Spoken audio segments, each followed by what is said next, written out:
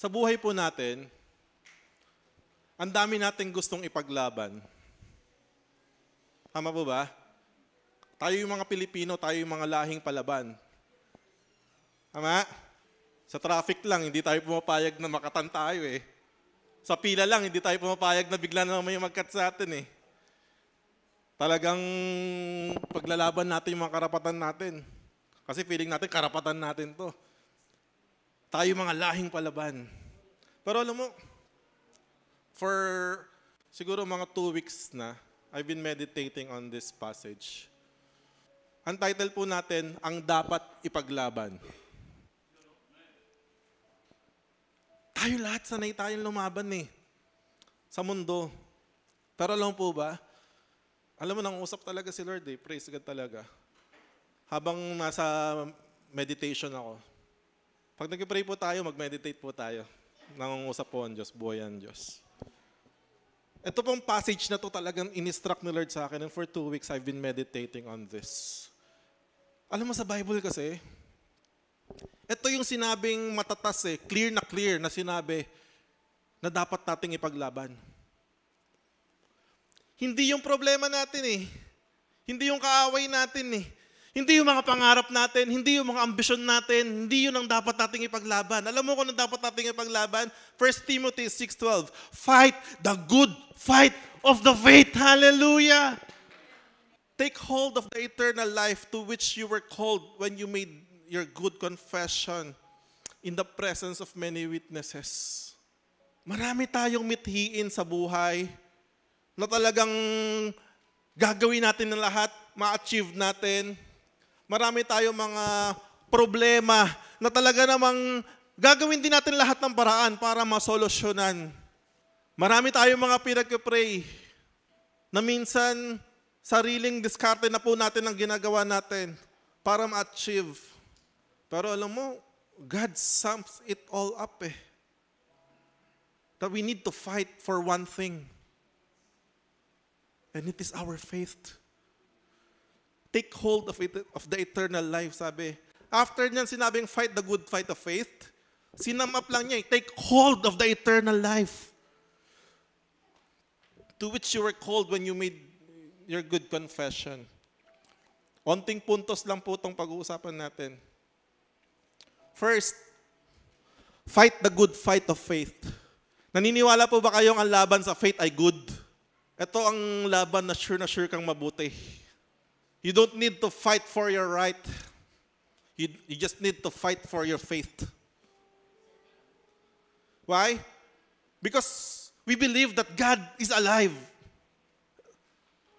Tama-tama yun yung tanong kanina ni Pastor Nicky. Talaga naman, parang prelude talaga dito sa mensahe ng Diyos sa atin ngayon. Bakit ka nagkakaroon ng kumpiyansa na naririnig ng Diyos yung mga prayer natin, nasasagutin ng Diyos natin? Number one reason and only reason because He is alive. The God that we're worshiping here is alive. Hindi siya isang nakapako lang na santo na binibisita natin tuwing nagsisimba tayo, tuwing birthday, tuwing may patay. Hindi po ganon. The God that we're worshiping here is alive. Mas buhay pa nga sa atin. Ito dapat yung lagay natin sa puso natin. The fight is good.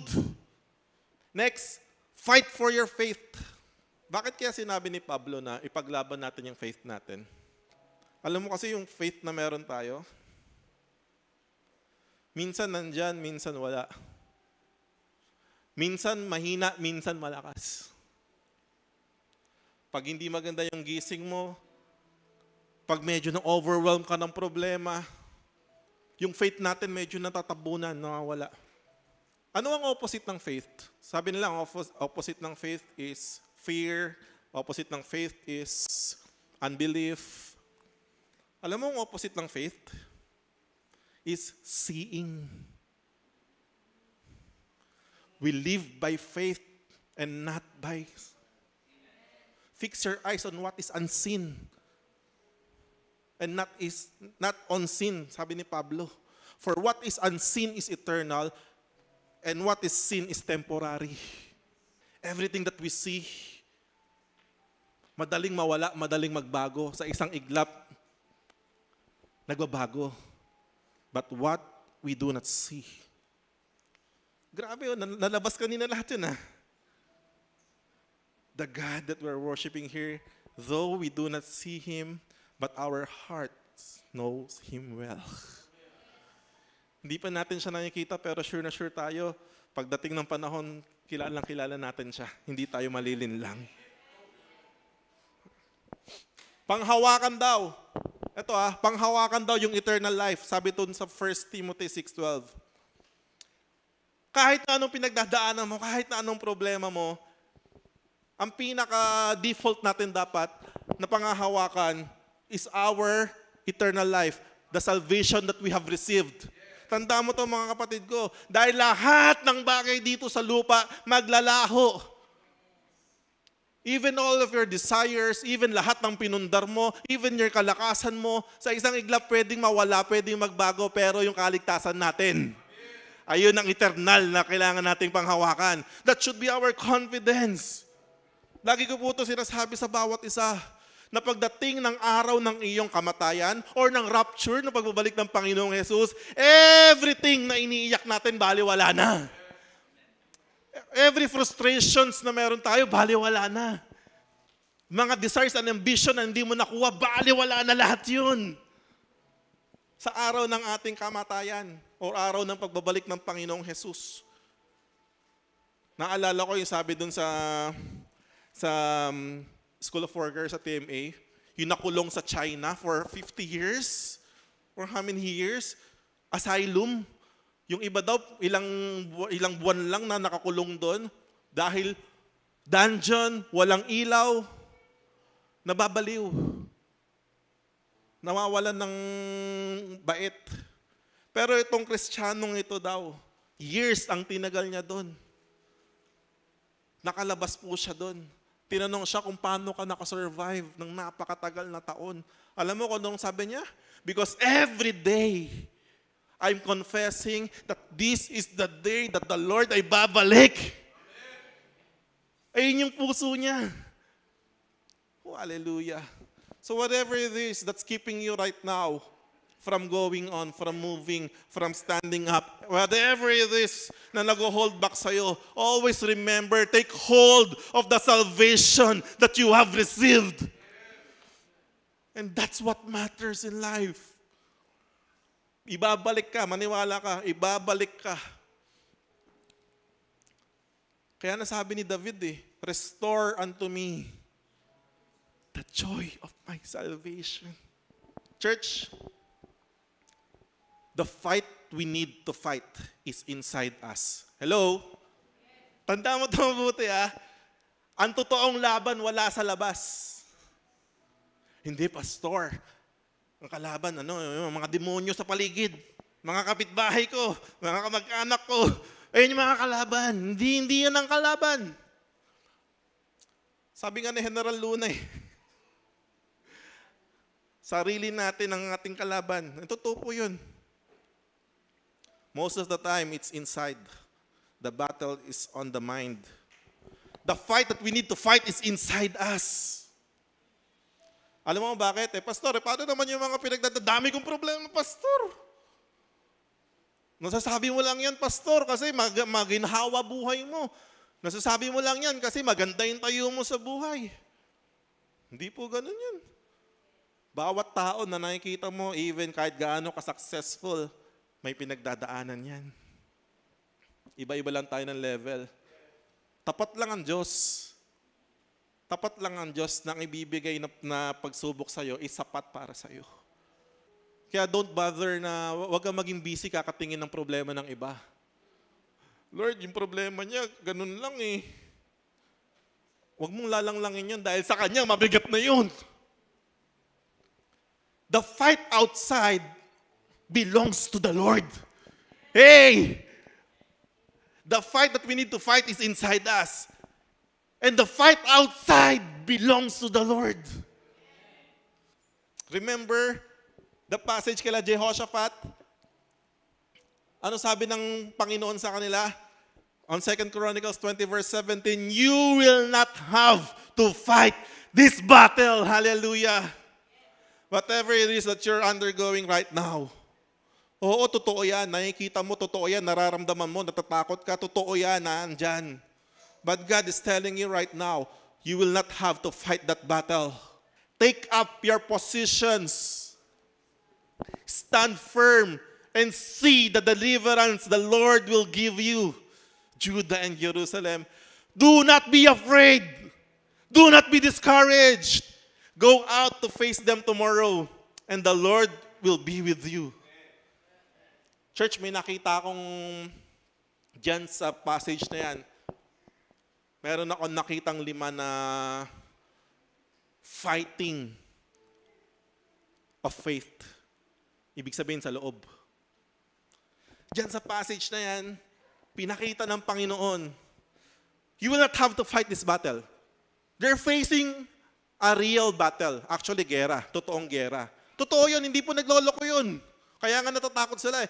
But the Lord, hindi naman minamalit yung problema nila. Ang sinasabi na God, kahit gaano kalaki yan, ako lalaban dyan. Ngayon, ito problemahin mo. Gusto mo ng problema? Ito ang problemahin mo. Huwag mong problemahin yung battle. Ito raw ang problemahin mo. Una, take up your position. That's inside. That's yours. Ito ang kailangan mong gawin. You need to take up your position. Kung ano man pinagdadaanan mo ngayon, huwag mong ilugmok yung mukha mo sa unan mo. Tumayo ka. Maligo ka. Maghilamos ka, magpabango ka, tumayo ka, harapin mo. Stand firm. Kung ano man yan, tayuan mo. Oo, mahirap, totoo. Mas totoo yan. Ito pong sa verse 9, mas totoo yun dahil gera po yun. Pero sabi ni Lord, binura na ng Lord agad yun. You do not have to fight that battle. All you need to do is to take up your position, stand firm.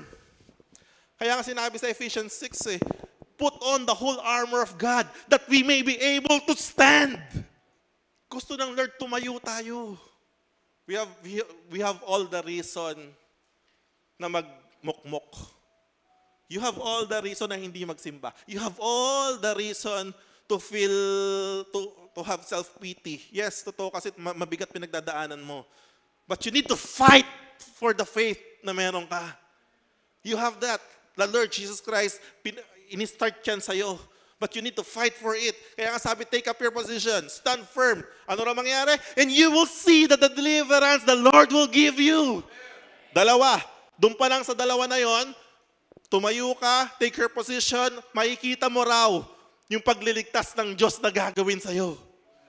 Hindi pa natapos doon. Sabi niya, do not be afraid. That's yours. Amen? Hindi tinanggal ni Lord yung takot sa atin, pero sinabi niya, do not be afraid. Ikaw mismo, ikaw mo yung sarili mo, huwag kang matakot. Alam mo, kahit anong sabihin mo sa katabi mo, huwag kang matakot, matatakot pa rin yan. But yung decision, kailangan nasa kanya.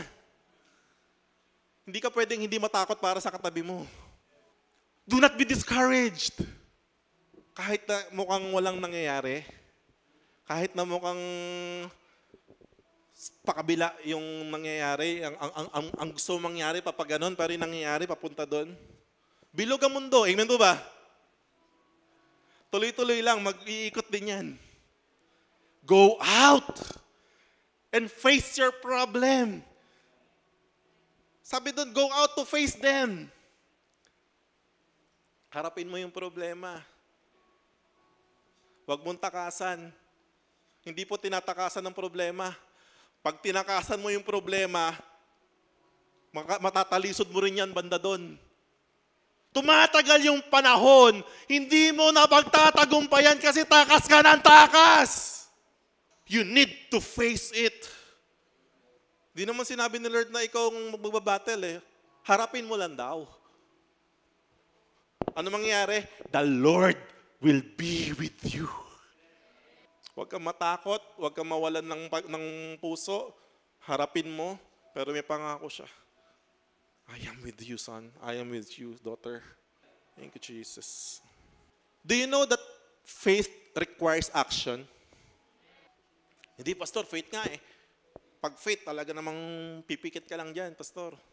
Sabi sa Bible, in the same way, faith by itself, if it is not accompanied by action, is dead. Pero gusto ko pong linawin sa bawat isa yan. Hindi po ibig sabihin na may faith ka tapos ikaw gagawa. Hindi po ganon. Ang ibig sabihin ng faith requires action. If you believe in something, you believe it with all your heart na mangyayari at gagawin ng Diyos yun. And you will act victorious. I remember may illustration dyan eh. May isang bayan or isang village na super drought, tagtuyot. And every one of them, pinatawag ng village leader. Lumabas sila lahat, mananalangin tayo sa Diyos. Naniniwala ba kayo na ang Diyos ay makapangyarihan? Amen. Naniniwala ba kayo na Diyos ay dumidinig ng panalangin? Amen. Sabi ng buong village. Naniniwala ba kayo na ang Diyos ay buhay? Amen. And they prayed. Alam mo, sa lahat sila na lumabas doon, may isang bata doon, nag-iisang bata, may dalang payong. Alam mo bakit? Because they prayed for rain. May dala siyang payong kasi alam niya uulan. And that faith requires action. If you believe that God will heal you, tumayo ka na healed. Yes, andyan pa yung pain, but you are healed. You believe that God, pagtatapusin ka ng pag-aaral, kahit gaano kahirap tumayo ka, kahit na gaano feeling mo wala kang baon, lumakad ka, lumabas ka doon, makakatapos ka. Marami. Ako example ko dyan before, na-share ko na rin sa inyo eh. Nung first time akong nagkaroon ng kotse, di ba sinare ko na sa inyo yan? Years bago dumating, alam ko bibigyan ako ni Lord. Months bago dumating, hindi ko alam ito nakikwento ko na lang kasi lumipas na. Pero yung mga buwan bago yon, I'm sure and I'm very sure na bibigyan ako ni Lord. Alam mo, pumupunta ako ng San Mateo at Montalban, doon ako sa harap ng jeep tumuupo. Katabi ko yung driver habang siya yung nagmamaneho, feeling ko ako yung nagmamaneho. I'm feeling it. Talaga namang nararamdam ko, yung pag lumili ko siya, tinitingnan ko na yung paano kaya yung mga diskarte, mga ganyan. I'm feeling it. And praise God, banta-banta rin dumating. Kaya naman ay masasabi mo talaga hindi ikaw. Masasabi mo talaga na Diyos. Ang hirap, you prayed right now. Sabi nga ni Pastor Nicky kanina, ito tong galing talaga naman. Nag-pray ka tapos kinalimutan mo. When you prayed for it, hanggang dulo. Kasi si God hindi nakakalimot. All we need to do is to continue walking in faithfulness, walking in trust, walking in love, walking in worship. Alam mo, yung mga talagang totoong may faith, makikita mo wagas mag-worship. Anywhere, they can worship the Lord. In season and out of season. Why? Because those person knew very well that he deserved to be praised right now. Kasi lahat ng pinag-pray ko, darating yun dahil faithful siya. And that's faith. Sabi, pray with thanksgiving. Wala pa man din yung pinagpapasalamat mo na sa Diyos, pinag-pray mo na, pinag-worship mo na. Sa construction nga, may bali. Naiintindihan niyo yun? Yung worship natin, nauna na. Because by faith, we already received it. Kita mo to ito yung demonstration ng faith with action. Alam niyo yung nakikipaglaban yung Israelite sa baba, si Moses nasa taas ng hill, may hawak siyang tungkod na every time nakataas yung kamay niya, nananalo sila. Every time bumaba, napapansin niyo yun. Whoop! Exodus 17:11, as long as Moses held up his hands, the Israelites were winning. But whenever he lowered his hands, the Amalekites were winning. Alam mo, hindi naman siya pinagtitripan ni Lord eh. Actually, kahit wala siyang gawin, kaya silang panalunin ni God, tama? But the Lord is teaching something to Moses and to us. That if you believe, actionan mo. Simple action of raising up our hand. Simple action of praising the Lord. Simple action of worshiping Him in the midst of your struggle, in the midst of your problem. You're raising up your hand. You're worshiping Him. You're giving sacrifice of praise. Why? Because you know that God is fighting the battle for you. At pag si Lord ang lumaban, kailanman hindi natatalo. Your mindset is your limitation. Diyan tayo tinatalo. Yung demonyo, sa totoo lang, is powerless na over us. Wala na kaya nga tinanggalan na siya ng kapangyarihan ng Diyos But all he can do, magaling great deception ang galing mag-deceive mantakin mo, unang-unang tao, nakita na niya. Na-deceive pa niya. And for how many years hanggang ngayon, siguro siya yung dakilang psychologist. Totoo. The enemy cannot read our mind, pero napakagaling niyang bumasa ng kilos natin. Kaya nga sa armor of God, mapapansin natin dun sabi, take up the shield of faith. Bakit daw? So we can extinguish the fiery darts of the enemy. Nakita mo yon? The weapon of the enemy is fiery darts. Darts. Ano po ba yung darts? Or arrow. It's a long-range weapon. Why? Kasi wala siyang kalaban-laban pag nasa harap natin siya. All he can do is to throw negative thoughts sa isip natin. Hindi ka napansin ng kapatiran. Ay, kita mo yan. Galit sa'yo yan. Kita mo yan. Ano yan? Ganyan talaga yan. Injecting negative thoughts. Sumakit ng ulo mo. Ano yan? Tumor yan. Malaki. However true it may be, mas totoo ang Panginoong Jesus natin. Tandaan niyo yan mga kapatid ko, mas totoo. Totoo na may pangangailangan. Totoo na may sakit. Totoo na meron ka mga nakikitang kawalan at mga kakulangan. Yes, totoo yan. Pero tandaan mo, mas totoo si Jesus. Because Jesus can turn something out of nothing. Ilang may sakit ang pinagaling niya. Alam mo, kung babasahin mo yung Bible, ma-amaze ka Mark chapter 1 pa lang, in the first chapter pa lang, nakalagay doon, dinala sa kanya lahat ng may sakit at gumaling. Ilang patay ang nabuhay ng Panginoong Jesus. Ilang tinapay ang naparami niya. Anong hindi niya kayang gawin? Your mindset is your limitation. Church, hanggat kaya mong isipin, kayang gawin ng Diyos. Hanggat kaya mong paniwalaan, kayang gawin ng Diyos. Ang nagbibigay lang ng limit sa atin between the miracle that God can do for us is our own mind. Kung hanggang gaano kalaki ang kaya natin panampalatayaan at paniwalaan sa Diyos. God is very gentle. Hindi niya sabihin sa'yo na, uy, laki-lakihan mo naman. Kayang-kaya ko malaki yan, uy. Hindi. God is respecting. I remember yung dinudugo.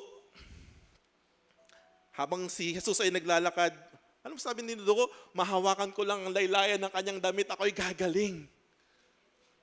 Ayun ang naabot ng kanyang. Grabing faith yun. Pagkahawak, gumaling. Saan pupunta si Jesus that time? Papunta siya sa bahay nung isang dalaga na nararatay sa sakit. Tama? Anong sabi ng tatay niya? Panginoon, baka pwede kang pumunta sa bahay namin. May sakit yung anak ko. Paggalingin mo, sabi ni Lord, sige, pupunta ako. Because ayun yung faith niya Ang faith niya, kailangan pumunta si Jesus sa bahay para gumaling.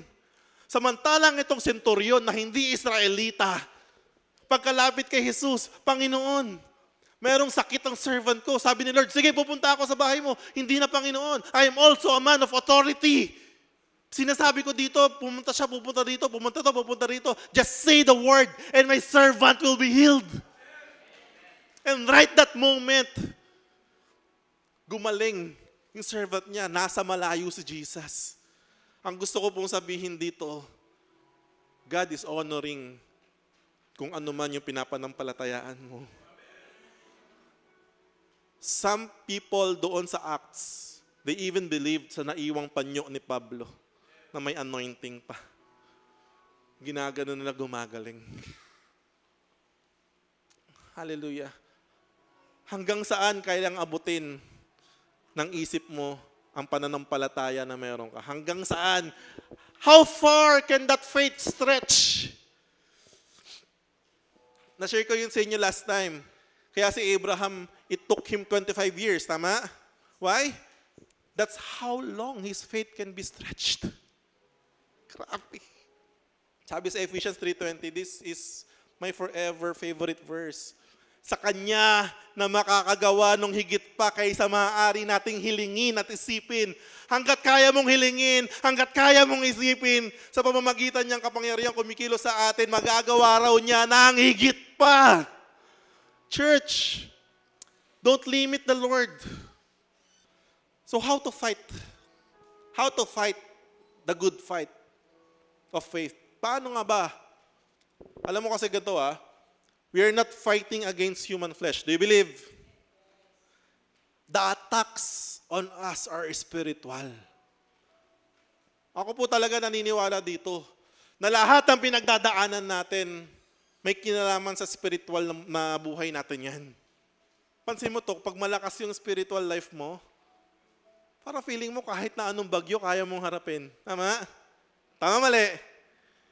Totoo, kahit ang bigat ng problema, naaangiti ka pa. Pero pag bagsak ang spiritual life mo, minsan kahit simpleng pimple nagkaroon ka, parang gusto mo na magpakamatay. Hindi totoo. Pag mataas yung spiritual life mo, ang bigat ng problema kinakaya mo.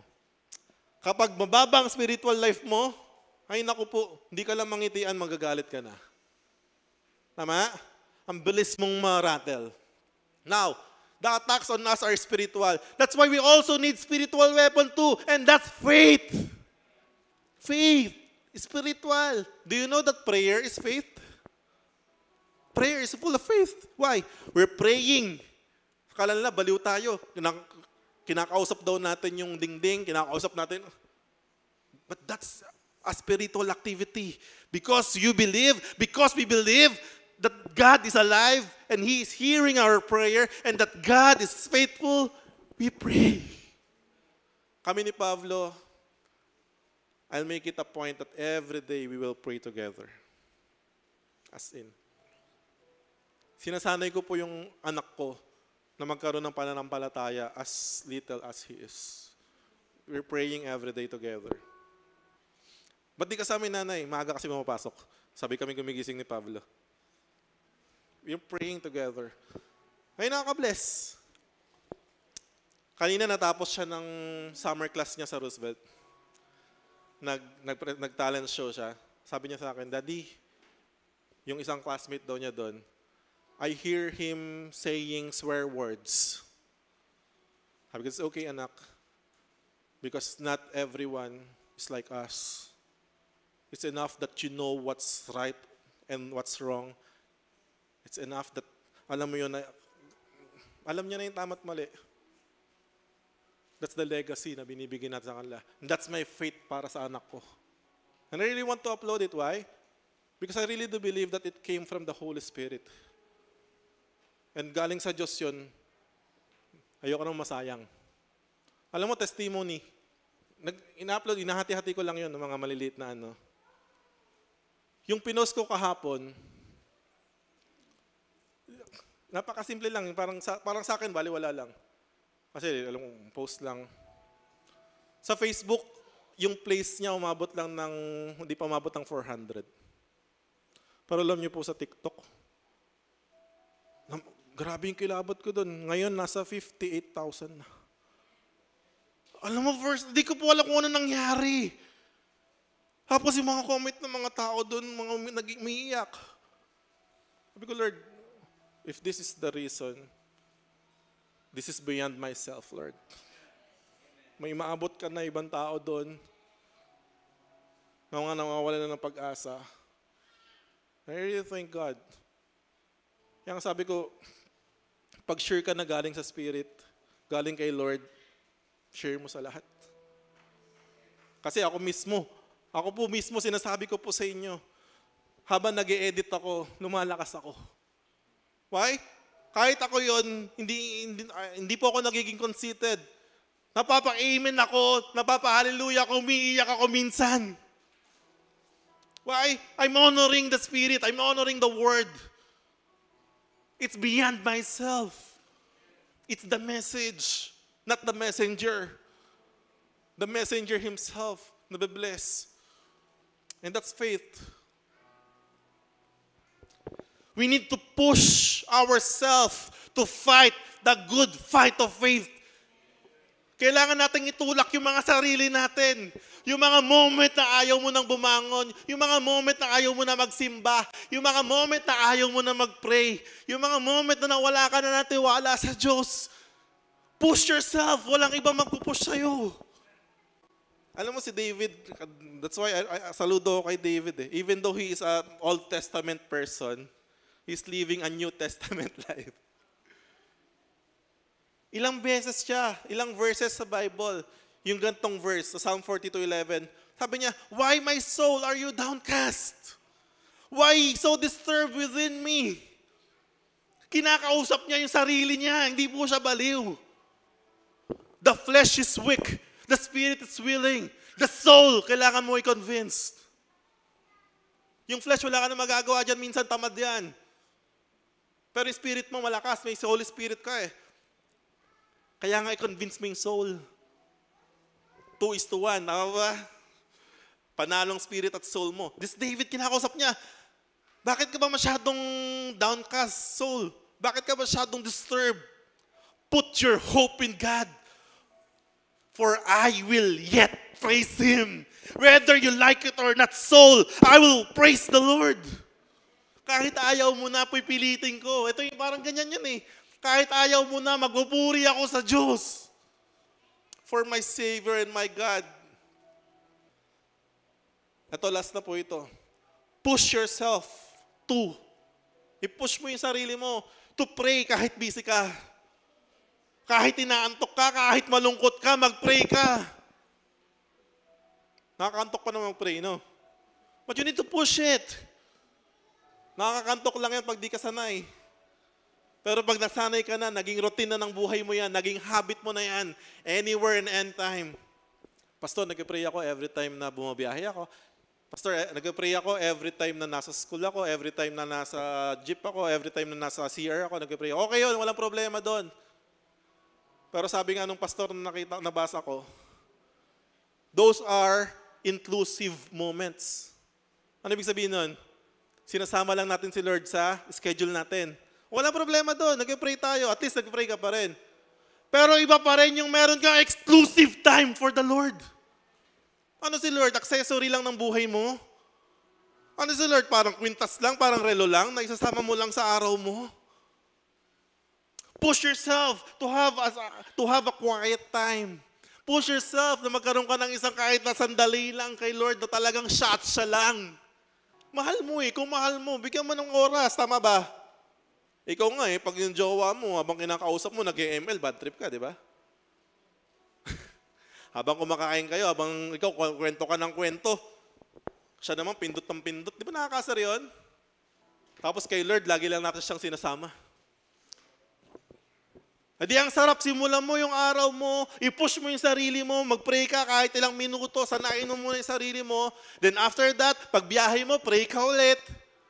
Sa work, pray ka ulit. Hallelujah! Then you're living a life of prayer. Pag Tuesday, umattend kayo dito ng intercession. Ano yun? Para sa amin lang? Ayawan ko sa inyo, ha? Para sa mga espesyal na tao lang yon, kami lang yon. O di sige, kami lang espesyal. Okay lang sa amin yun. Hindi, sa totoo lang, hindi naman po kami naghahanap ng tao. Hindi kami naghahanap ng dumami yung tao. We're so contented sa presence na binibigay ni Lord.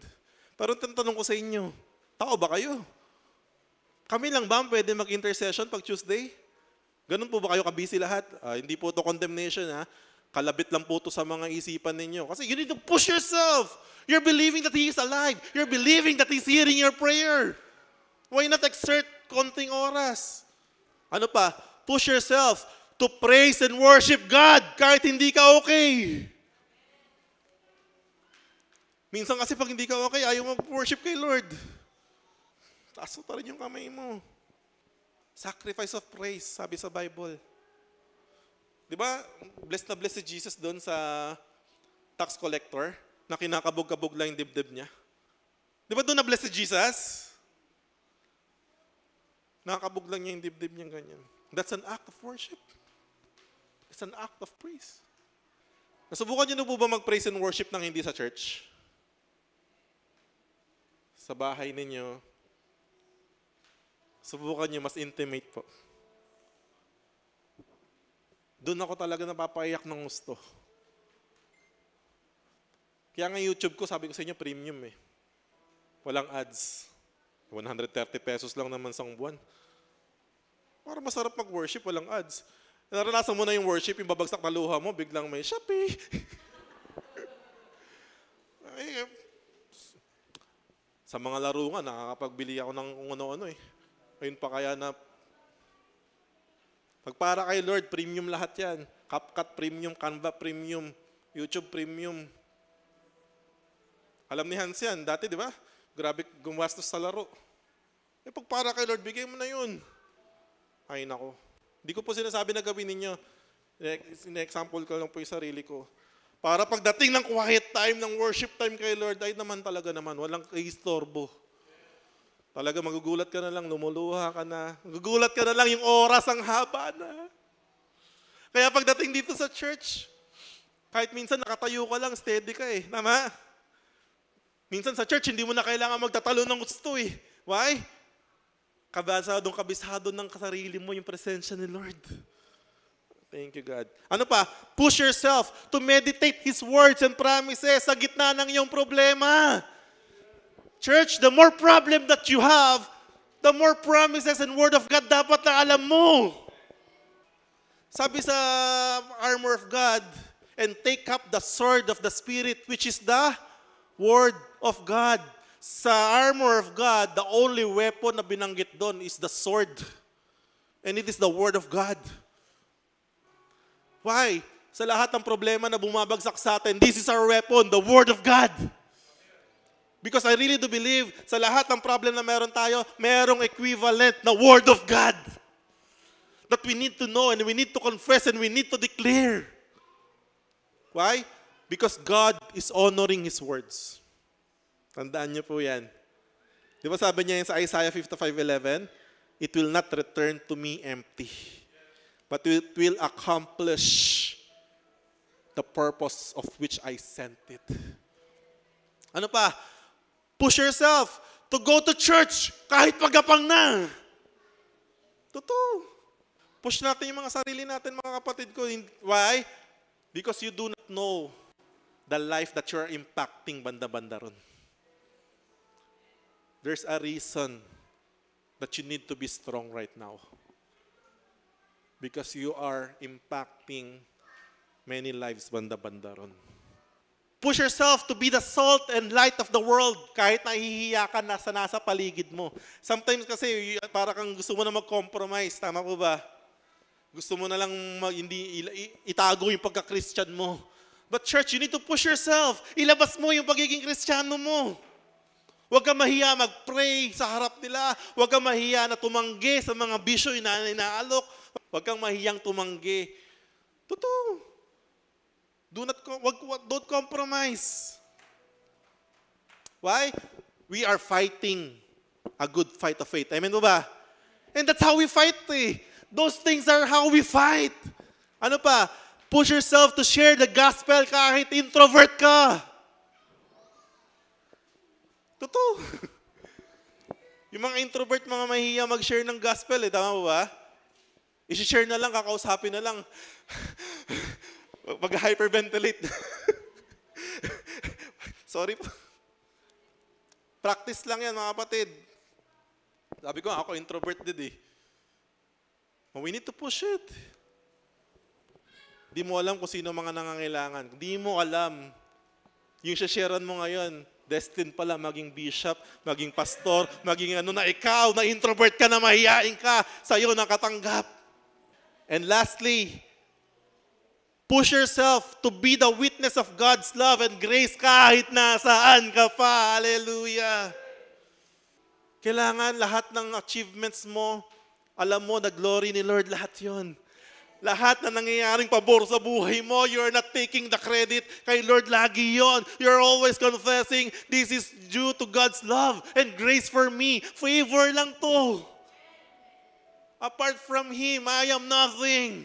But because I am with Him, nothing is impossible. Everything that's happening right now is because God is with me. Uy, thank you, Lord. Conclusion. May natutunan po tayo. Fight the good fight, church. This is the only fight that we need to fight. Fight the good fight of faith.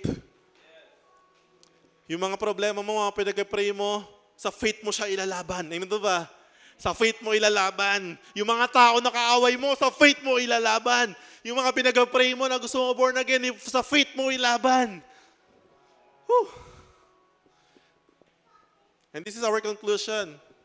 Sabi ni Paul yon kanina sa 1 Timothy, sa 2 Timothy, pangalawang sulat niya kay Pablo, nung sabi niya, kay Timothy, pangalawang sulat ni Pablo, Timothy, I have fought the good fight. Alam mo, naiiyak ako dyan sa part na yan. Kasi sa 1 Timothy, sinabi niya fight the good fight of faith, Timothy. But on 2 Timothy, sa dulo, sinabi niya, I have fought the good fight. I have finished the race. I have kept the faith. Sabi niya, I am like a wine offering ready to be poured out. Kumbaga, ready na siya na, Lord, alam mo yun, yung parang kampante ka na, Lord, if this is the day na andito na ako sa finish line ko, Lord, nagawa ko, Panginoon, I have fought the good fight. I have finished the race and I have kept the faith. Church, hanggang dulo, please, ilaban natin ang pananampalataya. Ito ang inihingi ng God sa atin because without faith, it is impossible to please Him. Let's bow our head. Father God in heaven, Lord, we thank you, Lord, for your faithfulness, for your great love. Panginoon, marami pong salamat sa mensahe na binigay niyo po sa amin that reminds us na hindi namin kontrolado ang mga bagay, Panginoon. Pero ikaw, O Diyos, ay Diyos na walang imposible, Diyos na makapangyarihan. We need to put our faith in you, in your great love. Holy Spirit, be alive in us.